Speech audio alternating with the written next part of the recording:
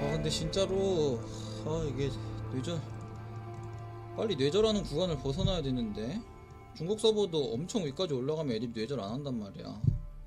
난 뇌절이 너무 싫어. 한국 서버나 중국 서버나 똑같지 뭐. 그러니까 뇌절하는 애들은 자기가 뇌절인 줄 모른다니까? 이거 설명 한번 가야겠다. 뇌절이란 무엇인가? 그림판을 틀어서. 근데 이게 설명하기 좀 어려운 개념이라 설명이 잘 될지 안 될지를 모르겠네.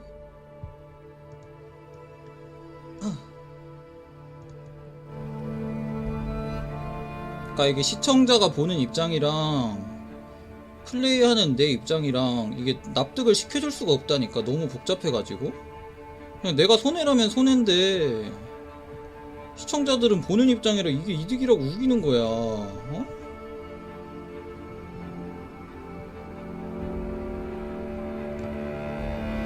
자, 보세요. 뇌절이란 무엇인가?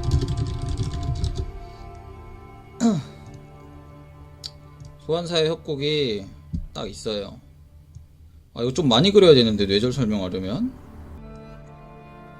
대충 여기가 탑이고 여기가 바텀이고 여기가 미드야. 미드를 좀 자세하게 그려야 되는 게, 그러니까 타워를 밀 수 있는데 밀면 안 되는 상황이 되게 많아. 되게 많은데 거기서 이제 타워를 밀 수 있으니까 밀다가 망하는 게 뇌절이야. 당연히 그냥 뭐 흔히 나오는 뇌절 있잖아. 하지 말아야 되는데 죽일 수 있을 것 같아서 한 번 더 들어가서 팀원이 빨려 들어와서 죽는다던가, 그런 거는 솔직히 너무 흔한 거고, 이게 보이지 않는 뇌절이 있어. 보이지 않는 뇌절. 여기 이거 앞에다가 붙여야겠다. 너무 공간이 짧은데? 아무튼 보이지 않는 뇌절이라는 게 뭐냐면, 이게 당사자들은 뇌절을 한지도 모르고 왜 이걸로 얼마만큼 큰 손해가 일어나는지도 몰라요. 이게 진짜 이게 심각한 문제점이거든? 봐봐. 좀 예시를 들어서 설명을 해보자면은, 붓 어디 갔어, 붓. 자, 여기 미드 1차가 있어요. 여기 미드 2차가 있죠. 여기도 반대로 여기 1차가 있고 2차가 있어요. 그러면은 이제 보통 내가 미드니까 미드 입장에서 할 때마다 제일 상대방이 이거 뇌절하네 이 새끼들 기회다 이 느낌 딱 들 때가 뭐냐면은, 우리 팀 4명이 다 죽었어. 이렇게 4명이 다 뒤져 있어요. 저 혼자 살아남아있는 거예요. 그리고 뭐 4명이 다 뒤졌으면 싸웠으니까 상대도 2-3명쯤은 뒤져 있겠지. 2명이 뒤져 있다고 칩시다. 그러면은 한 20초가 보통 제일 흔하지. 20초 정도 남았어. 그러면 이제 웨이브가 한타 다 할 때는 미니언이 정리돼서 이제 웨이브가 여기로 오고 있다고 쳐. 그러면은 3명이니까 당연히 타워 밀 수 있잖아. 이걸 민단 말이야. 그러니까 1차는 보통 올 때 한 번밖에 못 긁기 때문에 웨이브를 1차는 밀려요. 뭐 클리어가 아무리 좋은 챔피언이라도 상대 3명이니까, 상대가 좀 각잡고 들어오면 안 죽는 선에서 막잖아? 그럼 이제 2차까지 오려고 하면 이제 몇 초 정도 남았어? 5초 정도 남았단 말이야? 근데 2차도 때리려면 때릴 수 있어. 이거 5초는 솔직히 애들이 빼고, 아래 처음에 뒤져서 30초고 2차까지 왔는데 한 15초 남았다고 치자. 여기서 15초 남았으면은 진짜 한 5초 만에 깰 수 있는 거 아니면은 이걸 치면 안 돼. 깰 수 있어도 안 깨는 게 나아. 왜냐면은 이걸 깨잖아? 이걸 깨면은 이제 살아난 걸 알잖아. 저기 그럼 뛰쳐나온단 말이야. 민병대 받고. 그럼 여기 미드가 한 명이 살아있잖아. 다 죽어있으면 상관없는데 한 명이라도 살아있으면 이 살아있는 한 명이 빼는 적을 쫓는단 말이야. 근데 나머지 3명이 이걸 못 막아요. 이 한 명을 절대. 이 돌진을 어디까지 빼야 되냐면은 그냥 자기 팀 타워 뒤까지 빼야 돼. 그래야 정비가 가능해. 근데 만약 이 타워를 깼다고 쳐봐. 그렇게 그러면 타워 뒤까지 빼서 정비해야 되지.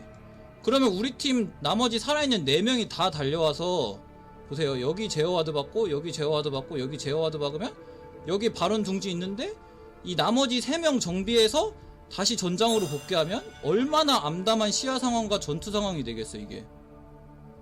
그러니까 정상적인 상태에서 싸울 수 있는 상황을 만들어야 된다니까. 시간을 투자해서라도 타워를 안 밀어도 그냥 1차까지만 민 다음에 다같이 집 가서 제어와드 사고 한 명 탑 보내고 한 명 바텀 보내고 3명 먼저 살아남아있는 3명 걔네가 이제 제어와드 받고 미리 와서 대기에 있고 이러면은 상대는 안 그래도 한타 져서 손해봤는데 1차도 밀렸고 그 다음 추가적으로 이득볼 여지도 하나도 없는 거야. 라인 관리도 이미 없어지고 시야 상황도 암담해지고 그러면은 또 불리하게 또 싸워야 돼. 그러니까 타워가 중요한 게 아니고 상태가 중요해. 그 남아있는 애들의 상태가 정상적인 상태가 돼야 돼. 시야건 챔피언 피건 만화건 그 시간을 자기가 계산할 줄 알아야 되는데 자체적으로 그냥 타워 깰 수 있다고 씨발 야 이거 깰 수 있잖아 깰 수 있잖아 하다가 깼어. 아 2차 깼다 개이득 이러고 집 갔는데 갔다 왔다가 한 명 잘리고 낚시당해서 바로 발언. 아 씨발 우리 팀 뭐야 이렇게 되는 거지. 아 이게 진짜 엄청 많이 나와요. 근데 특히 낮은 티어일수록 이런 게 엄청 더 심해져. 높은 티어 가면 사라지는데 그러니까 이런 뇌절을 하는 애들의 특징은 자기 챔피언 상태밖에 안 봐.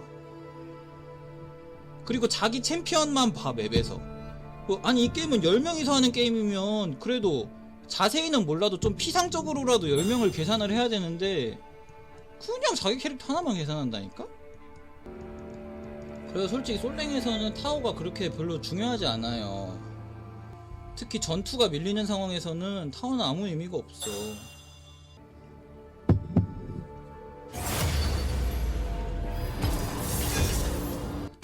저 빼고 팀원이 내절을 하면 저도 해야 되나요? 그게 진짜 내가 엄청나게 고민한 부분인데 그냥 무조건 살아있는 게 나아. 혼자서라도 정상이 되는 게. 가령 방금 튼 예시에서 상대방 3명 나 1명이었잖아. 그러니까 나 1명이 살아있는 게 되게 중요하다니까? 나 1명이라도 계속 정상적인 짓을 하는 게? 근데 솔직히 미드는 그게 쉬워요. 왜냐면은 미드는 자기가 살아있는 거에 대한 기대치가 엄청 크거든. 근데 이제 다른 포지션들은 그게 잘 안되지. 왜냐면 서포터 하는 애들은 뭐 서포터 하나 자기 혼자 정상적인 판단에서 살아있는다고 뭐 달라져 게임이?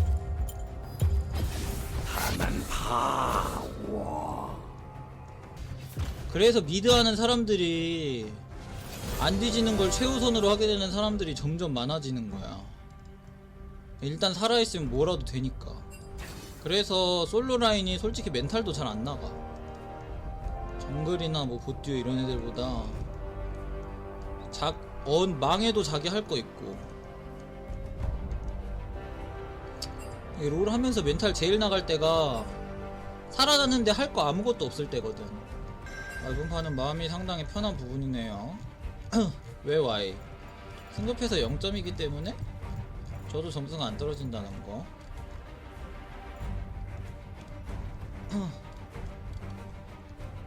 그럴 때는 이제 이런 거 한 판 해주는 거지. 加入光荣的进化吧！